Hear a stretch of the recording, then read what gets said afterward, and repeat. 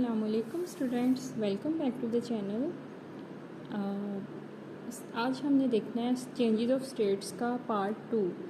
इसमें सबसे पहले है गैस से लिक्विड में जब कोई चीज़ कन्वर्ट होती है उस प्रोसेस को हम क्या बोलते हैं, कंडेंसेशन। अब देखते हैं ये प्रोसेस होता किस तरह से है।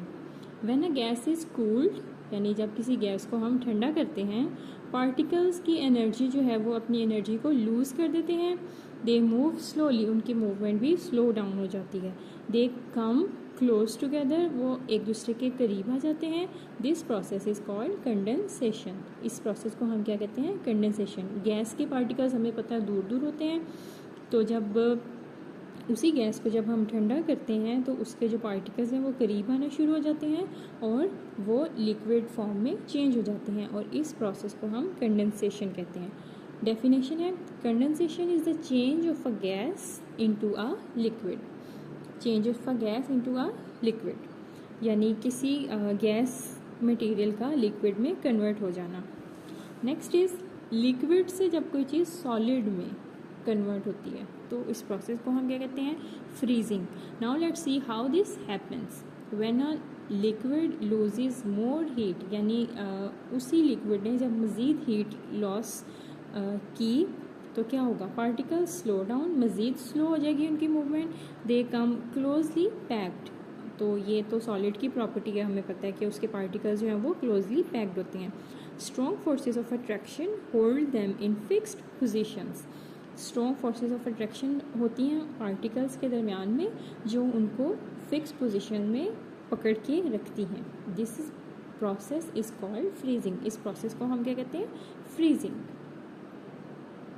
डेफिनेशन देखें, freezing is the change of a liquid into a solid. किसी भी लिक्विड का सॉलिड में कन्वर्जन फ्रीजिंग कहलाता है। स्टूडेंट्स, ये शॉर्ट सी वीडियो कंडेंसेशन की, इसमें आप देखें कि गैस के पार्टिकल्स हैं और जैसे जैसे टेम्परेचर डाउन हो रहा है तो वो लिक्विड में कन्वर्ट होते जा रहे हैं। फ्रेंड्स, ये फ्रीजिंग की वीडियो है। इसमें पहले टेम्परेचर हाई था, जैसे जैसे हम डाउन करते गए तो हमारा जो लिक्विड है वो सॉलिड में कन्वर्ट हो जाएगा। टेम्परेचर डाउन, सॉलिड में कन्वर्ट। नेक्स्ट हेडिंग है फिज़िकल चेंज, यानी ये जितने भी प्रोसेसेस हमने पीछे डिस्कस किए ये सारे फिज़िकल चेंजेस थे, यानी कोई न्यू केमिकल नहीं हमारे पास बना। जो हमारे पास इनिशियल चीज़ें थी वही कन्वर्ट होगी, कभी सॉलिड में, कभी लिक्विड में और फिर कभी गैस में।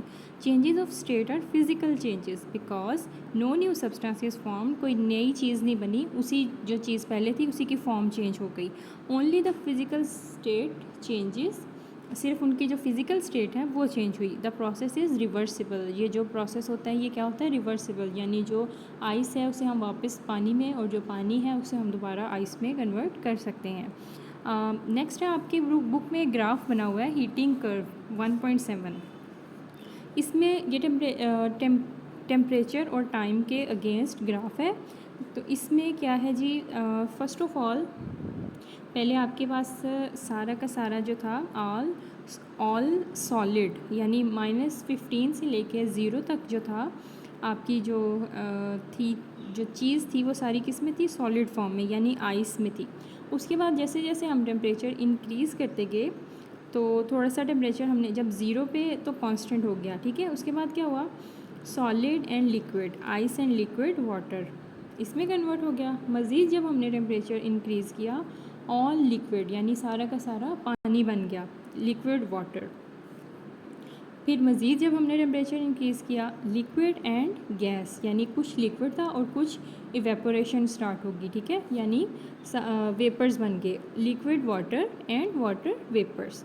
मज़ीद टेम्परेचर इंक्रीज़ किया तो बॉइलिंग, तो बॉइलिंग में हमें पता है क्या होता है, सारा का सारा जो है वो गैशियस फॉर्म में कन्वर्ट हो जाता है, ठीक है।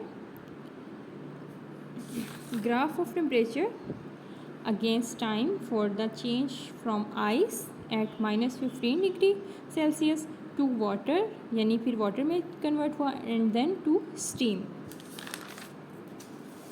This graph shows relationship between temperature and time. It explains, ये जो मैंने अभी आपको सारा बताया वही. टेम्परेचर इंक्रीज, सबसे पहले आइस था -15 से 0 पे, फिर 0 पे क्या हुआ, ice melts, temperature stays constant. 0 to 100 water heats up and at 0 water boils, temperature remains constant. Above 100 degree Celsius steam heats up. Rule: during melting and boiling heat is absorbed. क्या होता है, जब मेल्टिंग होती है या boiling होती है तो वो जो हमारा लिक्विड होता है उसमें क्या होता है, हीट एब्जॉर्ब करता है वो. But the temperature remains constant, लेकिन उसका टेम्परेचर जो है वो कांस्टेंट रहता है. Because the energy is use to overcome forces of attraction. यानी जो एनर्जी यूज़ कर रहा है वो किस लिए यूज़ कर रहा है, फोर्सेस ऑफ अट्रैक्शन को कम करने के लिए. अच्छा, अब नेक्स्ट आपका एक था टेस्ट योरसेल्फ का क्वेश्चन था. Y copper is heated, when copper is heated why does it expends. Expand क्यों होता है. When copper is heated, answer is when copper is heated its particles gain kinetic energy and vibrate faster. They push neighboring particles farther apart, यानी अपने साथ वाले जो particles हैं उनको दूर दूर धकेलता है.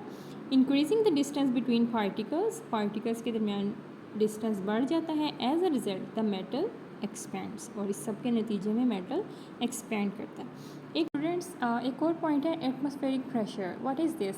At the boiling point the pressure of the gas created above the liquid equals that of the air which is atmospheric pressure. क्या मतलब है इस बात का, जब लिक्विड बॉयल करता है ना, या जब बॉइलिंग पॉइंट तक पहुंचता है तो लिक्विड के अंदर बनने वाली जो गैस है यानी जो वेपर्स हैं उनका प्रेशर बाहर के एटमॉस्फेरिक प्रेशर के इक्वल हो जाता है. ठीक है. तो क्या होता है, बबल्स सिर्फ इसके नतीजे में क्या होता है, एज ए रिजल्ट बबल्स सिर्फ सरफेस पे नहीं बनते, पूरे लिक्विड में बनते हैं. पूरे लिक्विड में आपने ऑब्ज़र्व किया होगा जब आप बॉईल करते हैं पानी को तो पूरे लिक्विड में बबल्स बनना स्टार्ट हो जाते हैं और लिक्विड बॉईल करना शुरू कर देता है. This is called atmospheric pressure. Thank you, thanks for watching. अल्लाह हाफिज़.